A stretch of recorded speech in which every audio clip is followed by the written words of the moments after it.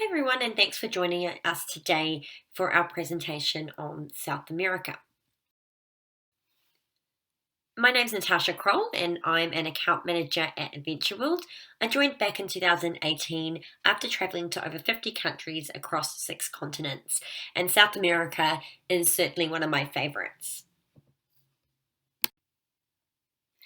We have an amazing brochure out in market, which includes South America, Mexico, Central America, and Antarctica. So this can be found in store at your travel agents, or it can also be found online as a PDF version. Today we're going to concentrate on the South American region, and the next slide just shows you a brief video of some of the experiences that we have to offer.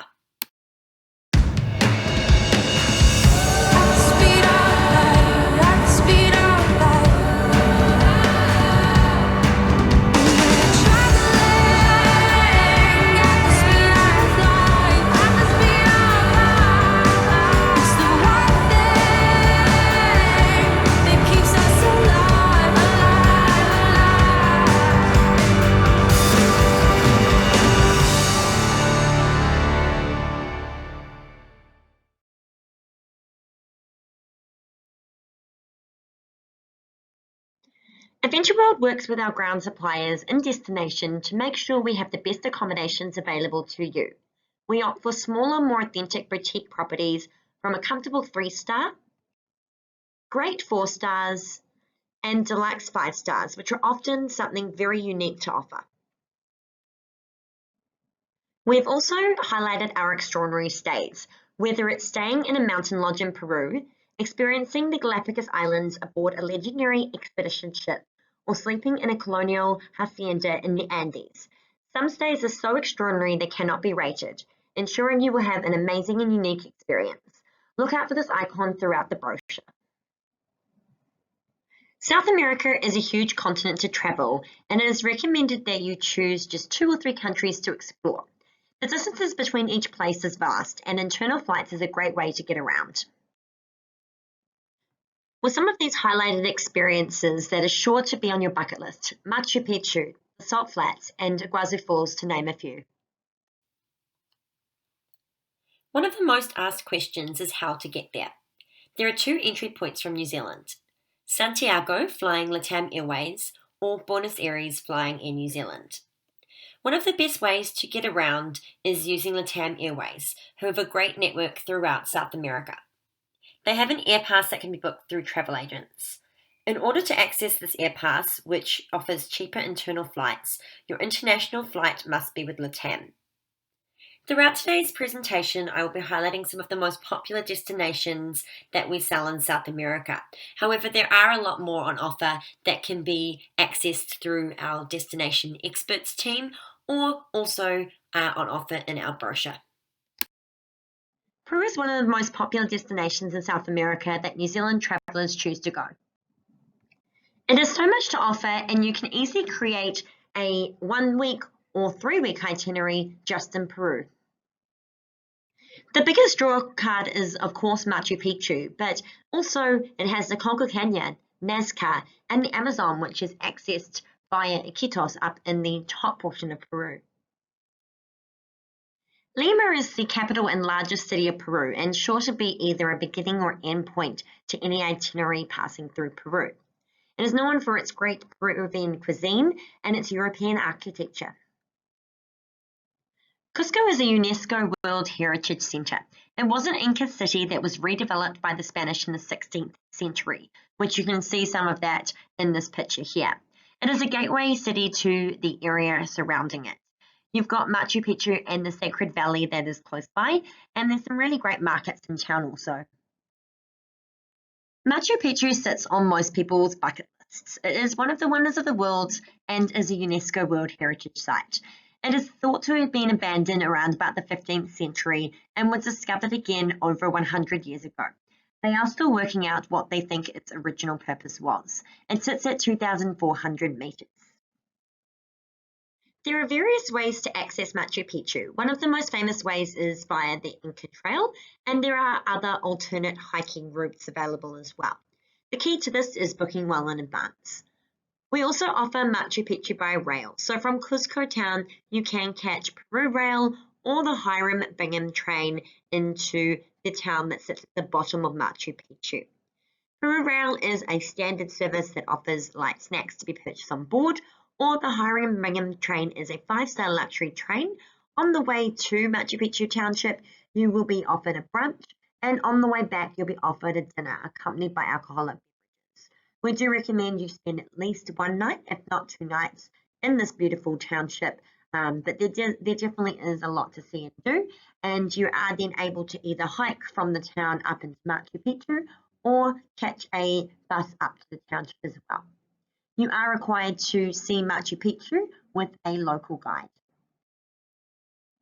Located between Cusco and Machu Picchu lays the Sacred Valley, which is full of Inca ruins. We have some great properties in this area. The Explorer property in this picture was designed as a base from where you can explore the remote and amazing site of the Sacred Valley. They have programs that include accommodation, transfers, meals, and alcoholic beverages, and a selection of 20 expeditions that you would be doing every day. You will also be able to access Cusco and Machu Picchu from the Sacred Valley. The Nazca lines are a series of about 300 ancient geoglyphs created between 200 BC and 700 AD by the Nazca Indians.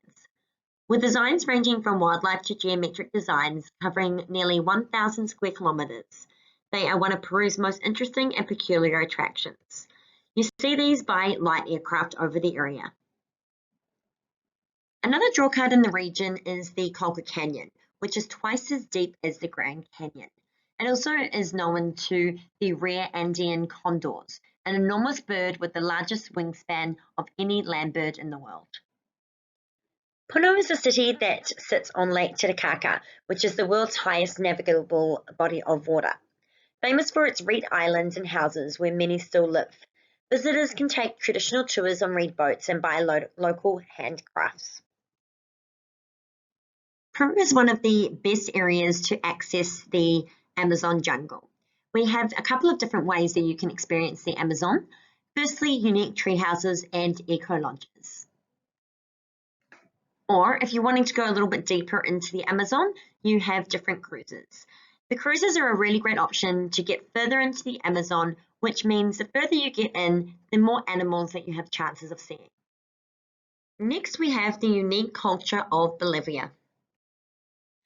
Bolivia is mainly known for La Paz's capital city, Lake Titicaca, and also the Uinui salt flats.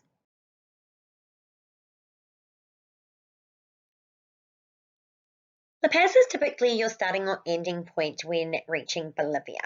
It is the highest capital in the world, and generally we get you to climatize somewhere beforehand. This is generally done in the likes of Peru or the Atacama regions. When visiting La Paz, you definitely will want to head to the Valley of the Moon. It's just outside of La Paz, around about 10 minutes. It's a large collection of sandstone monoliths, which is shaped over many thousands of years by the dry winds of southern Bolivia. Lake Titicaca is also accessible on the Bolivian side in a town called Copacabana. I've really enjoyed my stay here in Copacabana, had really great restaurants lining the water where you could have fresh fish. The Bolivian salt flats is one of my favorite things that I've seen in the world. They were part of a prehistoric salt lake, and they are where the sky meets the ground. Sola de Inui is the world's largest salt flats. Really incredible to see the salt hotels that they have on offer. They go for miles, and this is one of the islands that they have on them, which is full of cactuses. They really do grow everywhere. Moving down from Bolivia, we have Chile. Chile is a long, narrow country stretching along South America's western edge, with more than 6,000 kilometers of Pacific Ocean coastline. The main areas of interest here are the Atacama Desert in the north, the capital in the middle of Santiago, an easy access point with direct flights from New Zealand, Easter Island, and Patagonia in the south. All areas of Chile are vastly different in landscape, and you could easily combine a few of these areas to make a great itinerary. Less than 1.5 hours drive from Santiago is Valparaiso, which has all these beautiful, colourful houses going down to the sea and lots of clifftop homes. There are vernaculars in the area where you can catch to the top of the cliffs to have a magnificent view. Some really good place to come, relax, have some lunch overlooking the water, or maybe a cocktail. The Atacama Desert is also one of my favorite places that I've been. It is the world's driest desert and it hides tiny oases set amongst salt flats, volcanoes, steaming geysers, and lost Andean villages. There really is a lot to do and see up in this part of the world. The area around the Atacama Desert and the local town San Pedro Atacama is quite a small area. It's really great to stay at a property that is just outside the town so that you really are in the middle of the desert. They have some of the best clear night skies in the world and some really beautiful lagoons in the area. Most of the properties that we use in the area are all-inclusive, with your accommodation, your meals, your alcohol, as well as a range of excursions to choose from. And they vary in level from easy up to advanced. Each day you get to choose which excursions you'd like to do. This can be anything from exploring by foot, horseback, bike, or by vehicle, to some of the amazing things in the surrounding area. La Luna Valley is known for its moonlight landscape of dunes, rugged mountains, and distinctive rock formations. Close by, you also have a turquoise body of water called Laguna Seja, which is a sinkhole that is a very high concentration of salt at around about 20%. It's really great to be able to go and have a swim in this lake. It's quite interesting when you try and turn over, the salt flips you back round again. The flamingos in Los Flamencos National Reserve is a must-see while you're in the area and can be added on as an excursion to any of the properties. This is the only area in the world known to host all 3 different species of flamingos. And when I was there, I'm a big fan of wildlife. This is one of my highlights of my South American trip. Heading away from the desert at the top of Chile, we head down to the bottom of Chile into Patagonia. Patagonia is a region that encompasses both Chile and the Argentinian side. Torres del Paine National Park is probably the world's most spectacular national park and a really popular hiking destination. This is the biggest draw card to the area. The national park encompasses mountains, glaciers, lakes, and rivers. One of the main reasons that people are traveling down to Patagonia is to get into the outdoors, whether that be hiking, horseback riding, or mountain biking. Over 80% of Latin America's glaciers are in Chile. The Great Glacier is known to be one of the most impressive glaciers in the world. It's actually inside Torres del Paine National Park and can be accessed as many of the excursions from the accommodations. With a variety of accommodation in the Patagonia region, a lot of these are just outside of Torres del Paine National Park and include excursions that take you in each day. We have everything from your eco camps, which are listed below, through to your 5-star all-inclusive resorts, which include all your meals and over 40 exploration routes. Explorer is one of the few that are actually located inside the national park, which gets you closer to the action each day. Most of the explorations are done either by foot or by horseback. And again, just like up in the Atacama region, these range from easy up to advanced and often take you on the W track route, which is the famous route throughout Patagonia. We find most people traveling to Patagonia are looking to do both the Chile and the Argentinian side. This particular glacier below Perito Moreno is one of the most visited attractions in Patagonia. It is on the Argentinian side, and it is one of the only 3 that are still growing and moving in the world. This is located in Los Glaciers National Park, which was declared a UNESCO World Heritage Site in 1981. Another great way to explore the Patagonia region is by both doing a land package as well as doing it by sea. It is a great way to see other wildlife with the likes of the penguins. Moving across to the country that borders Chile, we have Argentina. There is a lot to do in Argentina, and some of the most popular areas to visit is Buenos Aires, Iguazu Falls, Salta, and Mendoza, as well as Patagonia, which we've already covered. Buenos Aires is known as the Paris of the Americas. It is a city of contrasts. The glamour and elegance of its European roots are interwoven with its undeniable Latin America essence. La Boca, that is pictured here, is famous for its colorful houses, street performers, and artists. There are many different neighborhoods throughout Buenos Aires that are worth exploring. It is also the birthplace of tango, and a show is an absolute must when visiting Buenos Aires. Food is a massive part of the Argentinian culture. We have an Argentinian experience that allows you to come and try the different cuisines paired with the local wines. One of the great wine capitals of the world is Mendoza, and it sits at the foot of the Andes Mountains. Mendoza is a bustling city with a European flair. It's famous for its Malbec wines, and you can explore the vineyards as part of a tour. Or what I did was hired a bicycle and rode between the vineyards. Salta is a really great city to visit. You can really see the Spanish architecture throughout the city.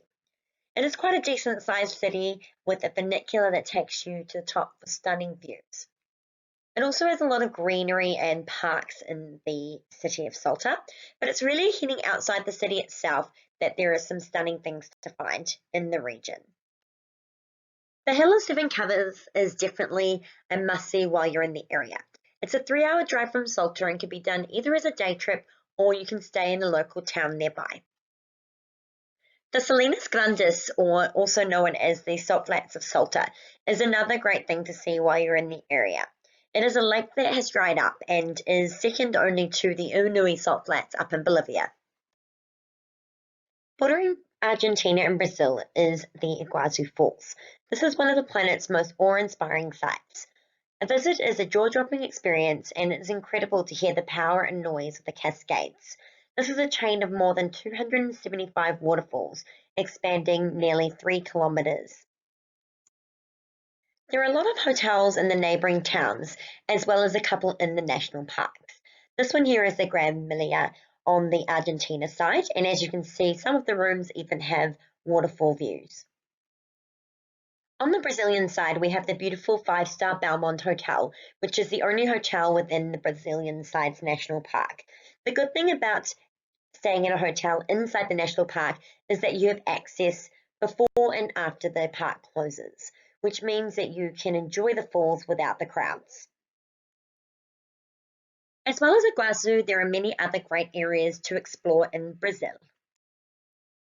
The main ones being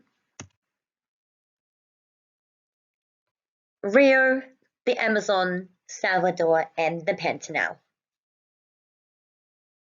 Rio de Janeiro is an exhilarating seaside city. Feel the pulse of the local people in the city that is famous for its beauty and, of course, the famous Copacabana beach. No trip to Rio is complete without a trip up to see the iconic landmark, Christ the Redeemer. Rio also has its famous Carnival in February each year. We have packages that include either viewing the Carnival, or for those wanting something a bit different, you can actually dress up and be part of the Carnival itself. The sultry city of Salvador is famous for its rich cultural heritage as a center of the Afro-Brazilian community, and its stunning beaches and vibrant nightlife, including dance shows. Salvador was once the capital of Portugal's Great New World colony, which can be seen in the cobblestone alleys, Baroque churches, and architecture through the city. The marshes of the Pantanal region are home to the highest concentration of wildlife on the continent. Pantanal is the world's largest tropical wetland, covering over 70,000 square miles. The open marshlands allows for some incredible wildlife viewing, including the alligator and the jaguar. Brazil is another great entry point into the Amazon rainforest, which hosts the second biggest river in the world. Just like the Peru region, we have some great eco-lodges and treehouse type accommodations, as well as we do have cruises that go further into the Amazon. Moving on to the Galapagos Islands, which is off the coast of Ecuador. The Galapagos Islands was the world's first UNESCO World Heritage Site. They straddle the equator and are comprised of 18 main islands and 3 smaller islands. Your journey to the Galapagos Islands will include the services of naturalist guides who lead all excursions and share their knowledge of the region. Wildlife have limited predators in the Galapagos, which makes them some of the friendliest wildlife in the world. Some of my favourites are the sea lions, which are often known to play with people snorkeling in the water. The frigate bird is an interesting bird found in the Galapagos Islands. The male inflates its throat pouch during the mating season to attract the female. The blue-footed booby is a favourite of most people travelling to the Galapagos. During the mating season, the male blue-footed boobies do a fancy courtship dance, complete with lots of hooting, honking, and pointing their beaks upwards. The giant tortoise is a drawcard to many people visiting the Galapagos Islands. It's great to see them in their native habitat. People often like to view them in hatching season, which is in December and January. The best way to explore the Galapagos is, of course, by boat. We have a variety of options available to suit everybody's needs. We have some beautiful small launches, which these two here are sister ships, which take 20 passengers. With these small ships, you do have 2 guides on board, and the guides will take you on different excursions throughout the day. Limblad Expeditions National Geographic were the pioneers in expedition cruising. They were the first to take citizen explorers to Antarctica in 1966 and followed with the Galapagos Islands a year later in 1967. They have only ever been operating expedition cruising ever since. They partnered with National Geographic in 2004 and have National Geographic certified photographers on board every ship. These ships range from 48 to 96 guests and operate in the Galapagos Islands all year round. They offer great itineraries for anyone traveling in this region, including zodiacs, snorkeling, and kayaking, which they have on board their ships. They have experts on board which tell you about the area and naturalist guides to lead you throughout the Galapagos Islands. The benefits of going on a slightly larger ship, although still being small, means that there are multiple options of expeditions offered every day. Antarctica is a bucket list destination for many people. Getting to Antarctica is done by the bottom of South America. This is done from a place called Ushuaia, which is easy to get a flight from Buenos Aires or Santiago. Traveling down to Antarctica is generally done by boat, and off to the right-hand side, which isn't quite on this map here, you also have South Georgia and the Falkland Islands, which is really popular as well. South Georgia is known for its breathtaking beauty, its huge glaciers and ice caps, as well as the Falkland Islands, which is frequented by many marine animals, including the southern elephant seal and the South American fur seal. They're also home to 5 species of penguins and some of the largest albatross colonies in the world. Of course, one of the main attractions to Antarctica is the wildlife, and one of those is the penguins. You will see penguins of many varieties down in Antarctica, and penguins are only actually found in the southern hemisphere. You also have the seals and the sea lions that call Antarctica home. Orca whales are extremely common in Antarctica. They will go deep into pack ice to hunt seals and penguins. Expedition cruising allows you to get off the ship twice a day. We have a variety of options available, and for those of you wanting to get off the ship and onto the water or on land as much as possible, you really need to be on a ship with under 150 passengers. Our top pick is Lindblad Expeditions, who I mentioned in the Galapagos Islands. They were the first ones to operate expedition cruises in Antarctica and have been doing so for over 50 years. They are known as the pioneers in expedition cruising. Their founder, Lars-Erik Lindblad, helped write the Antarctic Treaty, and they have a cove named after them down in Antarctica. They have the top expert guides on board the ship, as well as National Geographic photographers. They also have guest speakers that come on board the ship, with the likes of Peter Hillary, who come on particular departures. With any ships going down to Antarctica, I recommend around about an 18-month lead-in time for bookings, as they do book out quickly.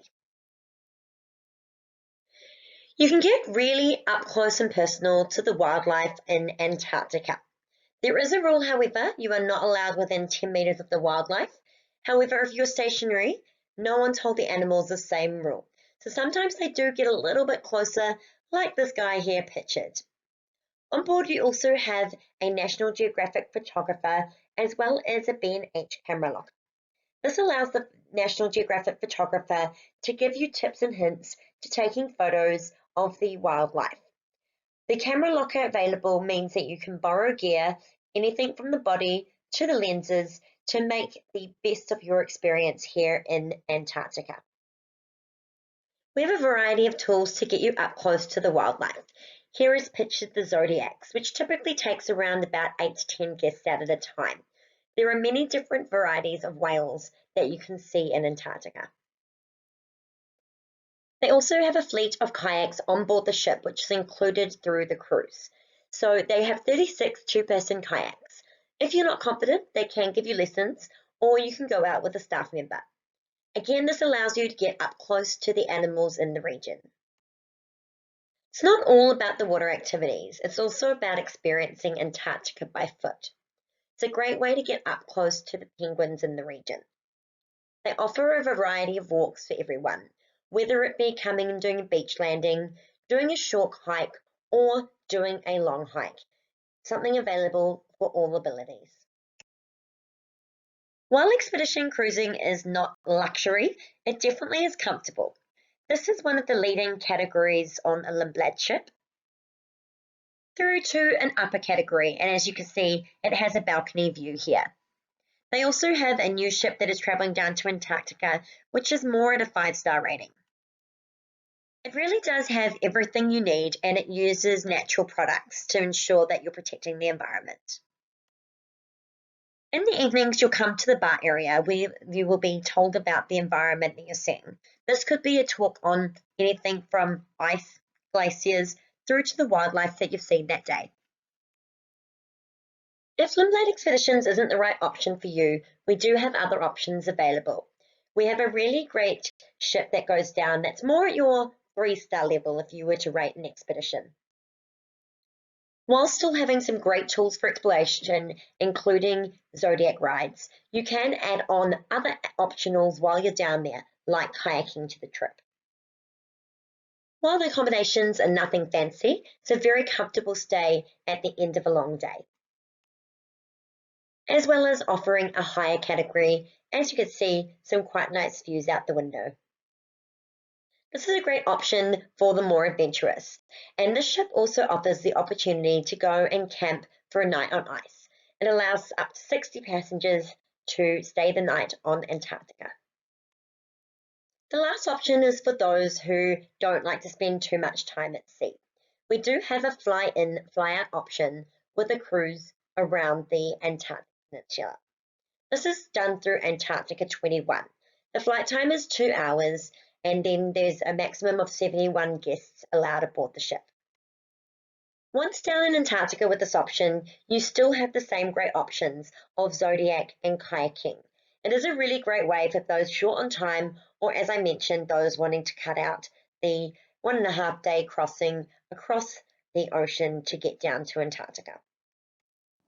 For more information about South America or one of our other incredible destinations, please contact your local sales team member directly or at the New Zealand or Australia email addresses as per the below.